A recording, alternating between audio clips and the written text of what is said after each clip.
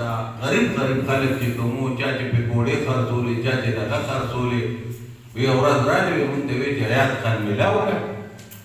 نو یې ما ورته ویل چې وروره حیات خان خو که مخکې ونه اوس حیات خان خو ډېر لوی سړی ګورنر اوس هم لوی سړی و هغه وخت خو بیا تاڼېدار لوی کاکا و نو ګورنر خو بیا ډېره لویه خبره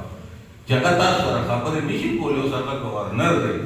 بیا هغه ورته ویل چې ستا خو دغه دی په غوږ کې ستاسو ښه نه ټلیفون مې داسې د غوږ ته ولګو هغه کیبورډ کې مې هغه څیزونه ورکول هغه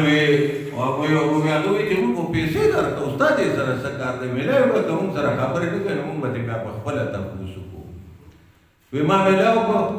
او وخت ته مې هغه دغه فرمان چې ژوندی دی که مړ دی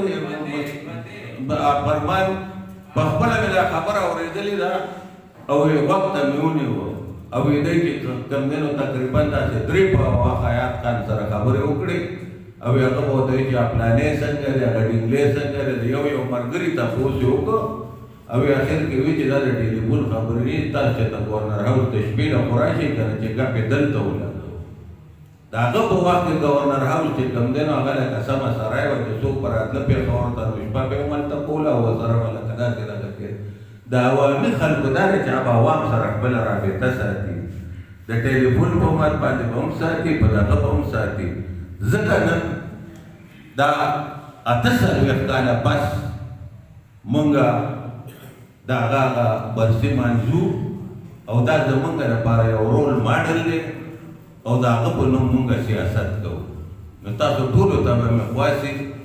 چې هر څنګه یې نو ښه په ګډ تعداد باندې چارسدي ته ځان راورسوئ او انشاءالله دا شی داسې نه مخکې خو سکندر خان چې کله چیف منسټر و ګدونه مانځی پروجیکټ یې هم وله ورکړی دی سکندر خان چې د ارپاشای وزیر و نو زمونږ پیغور هائی لیول ایکسټینشن پروګرام پکې شوی نن زمونږ ټولو ځمکو ته اوبه را روانې دي او هغې له چې کوم هغه ځمکې مکې واخېستې نو څه لږې ډېرې پیسې زمونږ جیبونو ته هم راغلې دي زمونږ پکې کمې ځمکې راغلې